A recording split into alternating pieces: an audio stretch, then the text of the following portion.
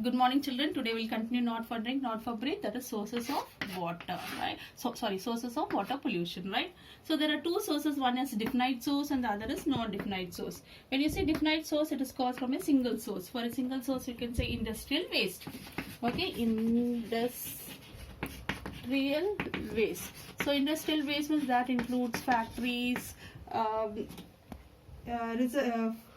that includes factories, wastewater treatment facilities, septic systems and other sources. They clearly discharge the pollutants, right? Now non-definite source, it is from many small sources. When you say many small sources, for example, you can say it is a combination of many things like rain or irrigation water,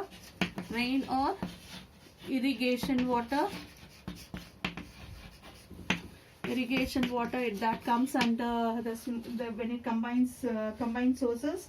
Then what happens during irrigation? What you use? Pesticides.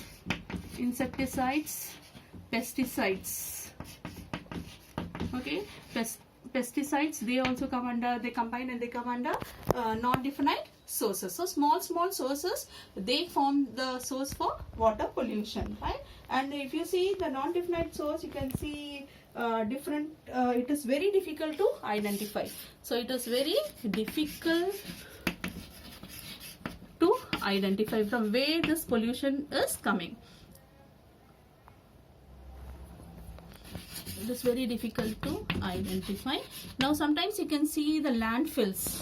Okay, landfills means where in the land you fill things, the waste. That can also, when it leaks, that can also become a non-definite source. Yes, it can be non-definite source, because from the landfills it leaks and you don't know from where it is coming. So it is a non-definite source. Water pollutants can be divided into different categories.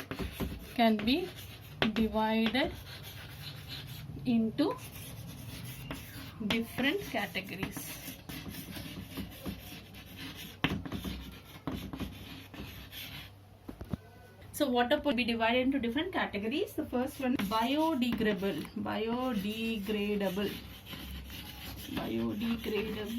waste. Now what is biodegradable waste? The waste which comes from humans and animals, plants.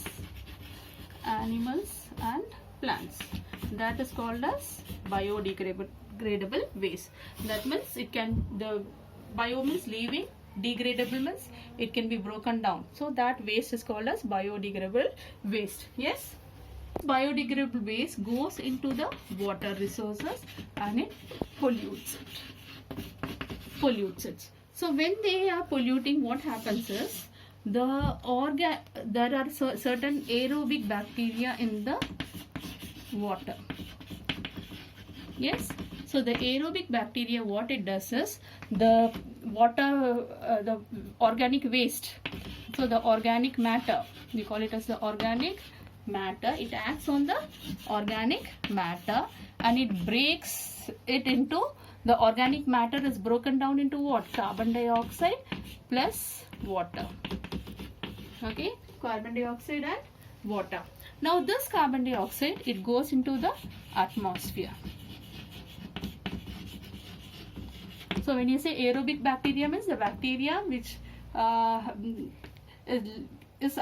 lives with the help of oxygen. Okay, so with the help of this aerobic bacteria, it acts on the organic matter, that is the waste matter, biodegradable waste matter in the water resources, and it converts into carbon dioxide and water. And what it does, this aerobic bacteria, it uses the oxygen, entire oxygen which is present in the water resource. It is in the resource. So when in the water resources, just lakes, rivers, all the oxygen is used up, the aquatic life is destroyed. So when the aquatic life is destroyed, the aquatic life slowly decreases. The forms of the aquatic life slowly decreases and the diversity of the aquatic life is destroyed, right? Slowly and slowly. And what happens? The aerobic bacteria, releases the carbon dioxide which goes into the atmosphere, and it also causes us what?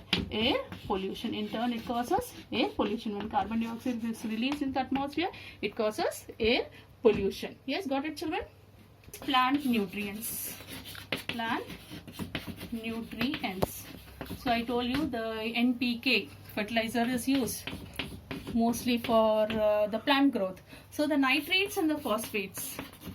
Nitrates and phosphates, which is used as a fertilizer for plants, due to rain, what it is, it gets washed off and it goes into the water resources. It enters the water resources. Yes, it enters the water resources. When they enter into the water resources, what they happen is, the algae, this is rich in nutrients. So there is algae bloom. That is the growth of the algae is there. So when there is too much of algal growth, what will happen is, it leads to weeds also will grow. So what will happen? Weeds also will grow. When weeds grow, it helps the bacteria to spread. The bacterial growth is there and the bacteria spreads. When the bacteria spreads, what will happen? It will consume the oxygen which is present in the water, and the aquatic life, naturally will die. And what will happen is, the water becomes, when it is uses, the water in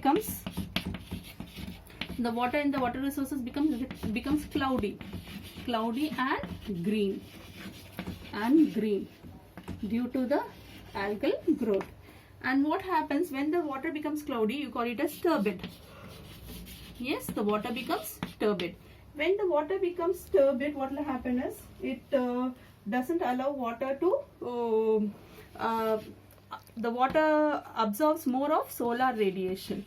It helps in more amount of solar radiation is there. I told you less amount of oxygen is there, then more amount of solar radiation is there. So what will happen? The aquatic life is damaged.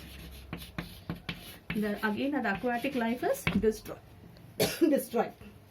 When the aquatic life is destroyed, what will happen? The diversity of the aquatic life is lost. But what happens is, the weeds all grow, the algal growth is there, and that excessive plant growth and depletion of oxygen is called as eutrophication. Eutrophication. That means what? Excess of plant growth. I told you the algal growth is there, and the plant's weeds also grow, and depletion of oxygen is there. And when depletion of oxygen along with the growth of the plants is there, you call it as eutrophication. Heat can be a source of water pollution. Now, what is this thing is, in the water, when the water temperature increases,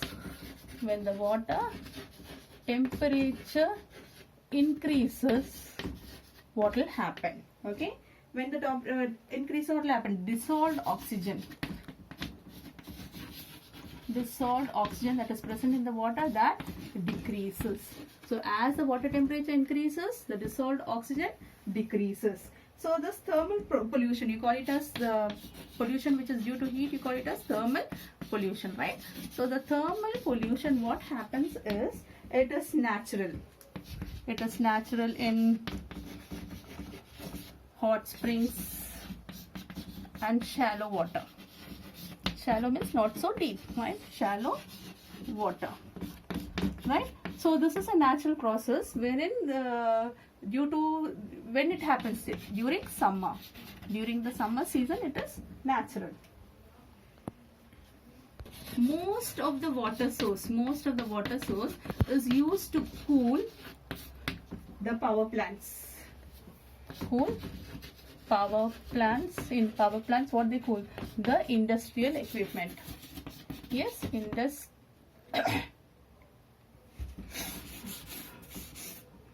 they cool the industrial equipments to cool it.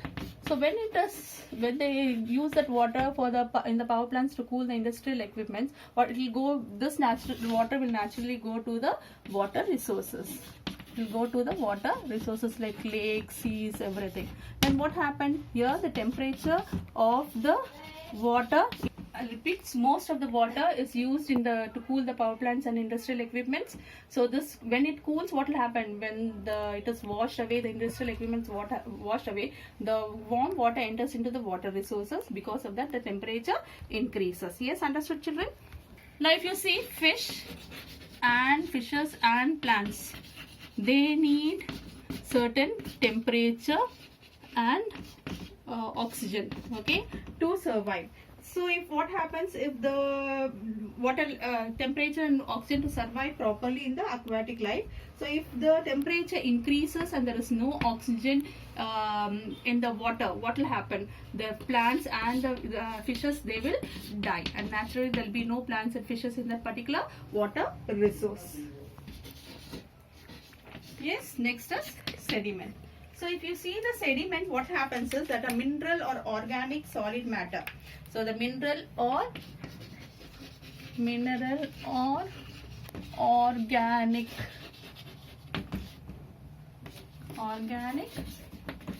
solid matter, it is washed from land sources, from land into the water source, Yes, understood? Now the sediment pollution is difficult to identify, right? It is the sediment, it is difficult to identify because it comes from non-definite source. It comes from non-definite source. That's why it's very difficult to identify the source. So what happens? This mineral sediments, it clogs. It settles down and clogs the municipal sewage system.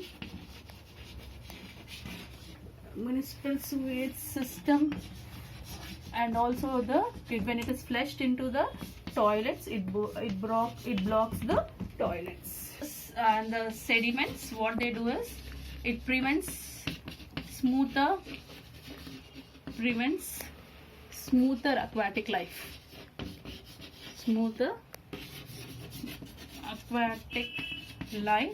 And what it does, it makes the water turbid. So as I told, when the water becomes turbid, what happens? The temperature increases. When the temperature increases, what will happen? The solar radiation are absorbed by the water. It absorbs solar radiation and makes the water unfit for aquatic life. And toxic chemicals is usually man-made. Okay, it is usually man-made because man is using so many chemicals, everything, and they are not disposing it properly, and they are not disposing it properly. So the proper disposal is not there, and it is mostly the industrial waste. So the industrial waste, it contains many acids, bases and metals, right? It contains many acids, bases and metals. So what happens is, from the industries, the acid, bases and metal waste, it enters into the water resources, which is mostly chemical, right? Chemicals. So you can say, in one way you can say, these are the chemicals which are toxic. That means what? Death causing chemicals, right? Which enters into the water system. For example, like arsenic, lead, mercury, cadmium, they lead to toxicity. Then one more thing is domestic and personal. So we use soaps. So in that soap salt, what is there? So many chemicals are there. So that chemicals also is there. Then you can use household cleaners. So household cleaners, for example, you can use a household cleaner. Then the dyes, paints, they all contain what? Certain chemicals. And the paints, they all contain certain chemicals, because of which it is taken up by the domestic waste and it is enters into the water resources. And the solvents which they accumulate in the drains and toilets. I told the chemicals, whichever is there, they accumulate in the drains and toilets, and they cause many pollution, water pollution. So if you see, 1 drop of used motor oil can pollute nearly 25 liters of water. Then when you have at home, we have gardens, okay, kitchen gardens. So there also you use certain pesticides, everything, and that also is washed away and it is enters into the water resources. Yes, and if you see fluorine, if you see fluorine, it is a chemical which mixes with fluorine. It mixes with underground water. Underground water and causes a deadly disease called as fluorosis. Okay, it enters into the water and causes a deadly disease called as fluorosis. Okay, so this affects the bones, right? So it mixes with underground water, and then when we take the underground water and consume it, a disease is called as fluorosis. You see pharmaceuticals, that means the medicines which we eat, consume, or then the personal care product. Personal care products. So they also, what they use, they include certain substances, just like soaps, lotions, okay, soap, lotions, creams, all that. So they, what happened when they use, and when we clean our hands and go, it increases in the rivers and the lake, and then in turn it causes what? It causes water pollution. Yes, so you have to be very careful in disposing the waste, whether it is solid waste or liquid waste, and so that we can prevent the water pollution. So it is in our hands as human beings to reduce the water pollution. I hope you have understood, children. Thank you.